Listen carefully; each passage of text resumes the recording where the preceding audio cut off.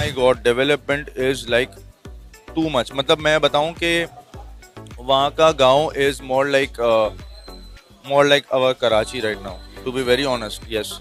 And वहाँ पे लोगों का, असल में लोगों का मिडिल जो खुद को कहते हैं कि हम दुनिया की सबसे बड़ी जो है वो डेमोक्रेसी है, तो वहाँ पे आज भी साइकिल रिक्शा चलता है। अगर देखा जाए तो वहाँ पे मतलब बिजली का बिल मैंने बताया 300 यूनिट हर शहरी के लिए उन्होंने फ्री किए हैं। जी मैं गया हूँ उधर इंडिया में, मैंने विजिट किया हुआ है। वहाँ पे बिल्कुल ऐसे ही है, 300 यूनिट फ्री है वहाँ पे। अब सोचने का मकाम ये है, मैंने कहा मौलवी साहब मुझे ये बताओ, खाना पीना तो छोड़ो, वो मेरे बच्चे को पता नहीं 5-6 बोतल खून लगा है, वो भी हिंदू ही किसी का था। दवाइयाँ वहाँ की बनी हुई थी, डॉक्टर वहाँ के थे, मुझे बताओ मैं क्या करूँ, उस खून का क्या करूँ जो उसकी रगों में चला गया।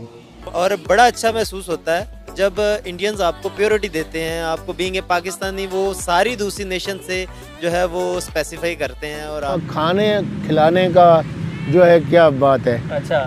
केले के पत्तों को साफ सुथरा करके जो है कतार से बिछाते और उसके अंदर खाना परोसते, खाना लगाते। अच्छा। डोसा था। अच्छा। ये और इडली और डोसा और वो थे, और अब तुम कहते हैं, मेरे मुंह में नहीं आ रहा वो। चांदनी चौक दिल्ली जो है वो वहाँ पे पूरी आबोताब से जो शाही मस्जिद खड़ी है और उसके बिल्कुल सामने लाल किला जो है वो अपने पूरे जोबन पे खड़ा। काफी अच्छा लगा जब when we landed in Delhi and people knew that we are from Pakistan। और काफी अच्छा था, मतलब वहाँ पे लोगों का रवैया जिसे हम कहते हैं।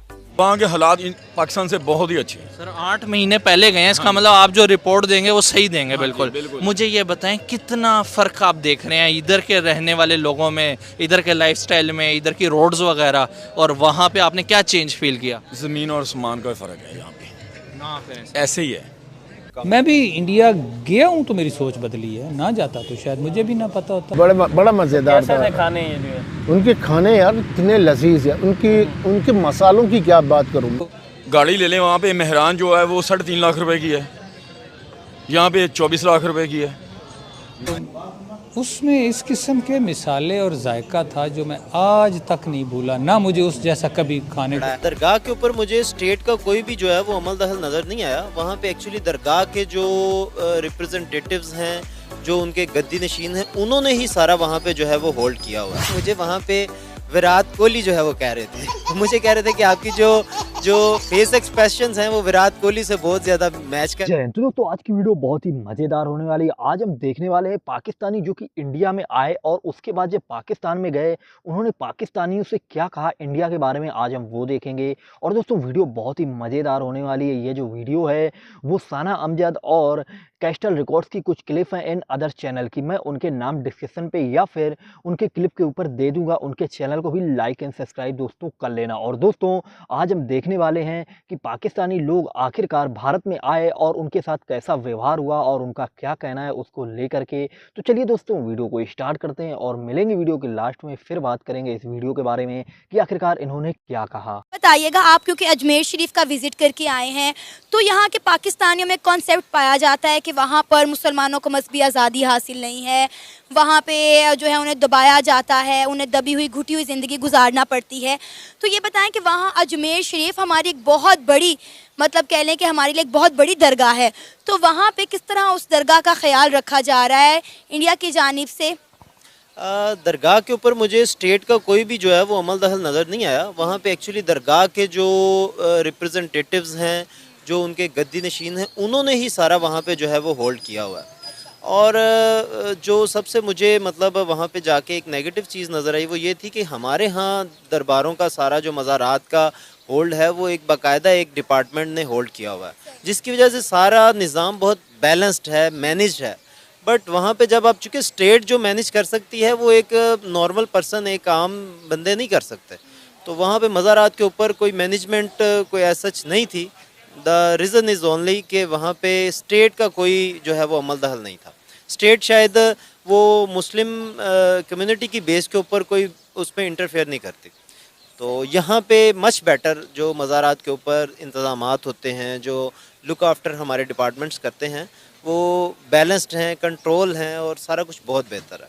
वहाँ के यकीनन मुसलमानों से भी आपकी बातचीत हुई होगी, मिलना जुलना हुआ होगा, उनके क्या तासुरात हैं, जज्बात हैं कि 1947 तो ऐसा महसूस नहीं हुआ कि जहाँ बहुत से लोगों को खुशी भी हुई, आपका बेटा माशाल्लाह ट्रीटमेंट करवा के सेहत याब भी हो गया, वहाँ कुछ ऐसे लोग आपको कभी पाकिस्तान में मिले हों जिन्होंने कहा हो कि तुम बाहर चले गए, तुम हिंदुओं से जाके अपना ट्रीटमेंट कराया है? कोई इस तरह का भी क्रिटिसिज्म? बड़ा क्रिटिसिज्म, बहुत ज़्यादा।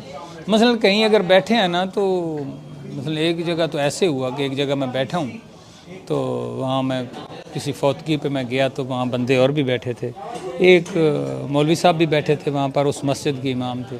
अब बातें होती रहीं, तो सारी बात उन्होंने सुन ली। एक ने कहा जी आपका बच्चा बीमार था तो आप इंडिया गए थे तो कैसा रहा? मैंने उसको बताया कि इस तरह हुआ। तो अचानक वो बोले, पूरी कहानी सुन के ना वो सारी बात, तो कहते अच्छा तुसी फिर हिंदुओं का ही खाते रहे हो, हराम ही खाते रहे हो? मैंने कहा यार मुझे बड़ी हैरत हुई उस बंदे पे, क्योंकि ये वो लोग होते हैं जिनके पास इल्म की कमी होती है। ये जाहिल मुल्ला होता है जो इस किस्म की सोच रखता है। अब सोचने का मकाम ये है, मैंने कहा मौलवी साहब मुझे ये बताओ, खाना पीना तो छोड़ो, वो मेरे बच्चे को पता नहीं 5-6 बोतल खून लगा है, वो भी हिंदू ही किसी का था, दवाइयाँ वहाँ की बनी हुई थी, डॉक्टर वहाँ के थे, मुझे बताओ मैं क्या करूँ, उस खून का क्या करूँ जो उसकी रगों में चला गया। अब उस पे मैंने कहा जी 2 फतवा। मौलवी निकल खड़ा, मैंने बाजू से पकड़ लिया, कहता जी मैंने जाना। मैंने कहा तू नहीं यहीं रहना। बंदों ने बड़ी मुश्किल से उसकी मुझसे जान छुड़वाई। मुझे बड़ी कोफ्त हुई कि उसने कितनी घटिया बात की है। अब मैं अभी आपने बात छेड़ी है तो मैं अभी अब बात करता हूँ एक, कि हैरत की बात है कि जब हम वहाँ से दिल्ली पहुँचे तो हमने नाइट स्टे वहाँ पर, ये जो लाल किला है उसके सामने कोई होटल था शायद प्रिंस या कोई इस किस्म का, उसमें नाइट स्टे किया। तो रात खाने के लिए हमने वहाँ पर मच्छी वगैरह मिलती है, गोश्त, हमने मच्छी ली, वो खाई। बड़े अरसे बाद हमने गोश्त का जायका चखा, महीने सवे को। तो सुबह ना वहाँ पर एक मीना बाज़ार है, वहाँ चले गए ऐसे घूमने, वहाँ घड़ियाँ, बच्चों के खिलौने, वो चीज़ें मिलती हैं। तो वहाँ पर बैठे थे तो एक होटल ना, पूरा सा होटल था ऐसे, उसमें हमने खाना खाया, गोश्त मुर्ग पका हुआ था। तो उसमें इस किस्म के मिसाले और जायका था जो मैं आज तक नहीं भूला, ना मुझे उस जैसा कभी खाने को मिला है। मैं भी इंडिया गया हूँ तो मेरी सोच बदली है, ना जाता तो शायद मुझे भी ना पता होता कि सबसे अब जो खाने की बात दरमियान में रह गई कि सब जब हज़रत आदम अलैहिस्सलाम आए तो अल्लाह का पैगाम भी लेके आए, और अल्लाह ने वहाँ से जन्नत से उनको गंदम और बाकी चीज़ें सारी ये चीज़ें दी, और जो भी खुराक दुनिया पे है वो सारी पहले इंडिया में आई है। वहाँ से उनके बीज आगे चले गए हैं। अल्लाह ने उस जगह को पसंद किया, अल्लाह ने अपना नबी वहाँ उतारा। गंदम और जितने भी मिसाला जात हैं वो सब इंडिया में होते हैं, और वो जेन्युइन चीज़ें वहाँ मिलती हैं, जिसलिए वहाँ पर उनका जायका खाने का अब भी बेहतर है हमसे कहीं। कहा ये जाता है कि जो ये स्पाइस प्रोडक्शन है ये सारी वहीं पे होती है, दुनिया में आज भी सबसे ज़्यादा भारत में हो रही है। केले के पत्तों को साफ़ सुथरा करके जो है कतार से बिछाते और उसके अंदर खाना परोसते, खाना लगाते। डोसा था ये, और इडली और डोसा, और वो थे, और अब तम मेरे मुंह में नहीं आ रहा वो। और एक वो जो है देसी पिज़्ज़ा की तरह था वो।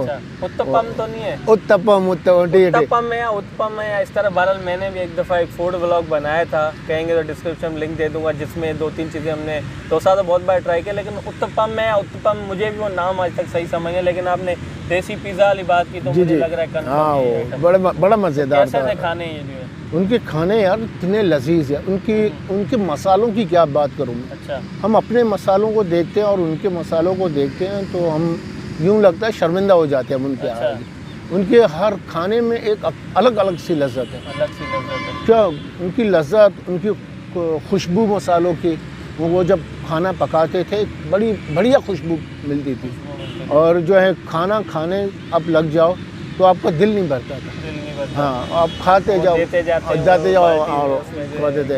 अच्छा, पाकिस्तानी का आपके दोस्त ने तो बताया होगा ना कि पाकिस्तान से आए, तो कैसा रवैया था, क्या था, कुछ आपको याद है कि किस तरह उनका मिलना था आपसे, कैसे वो जो है आपसे, ज़ाहिर ज़बान का तो फ़र्क तो था, लेकिन उससे हटके भी ज़ाहिर है कुछ, या मेहमान नवाजी कैसी थी केरला वालों की?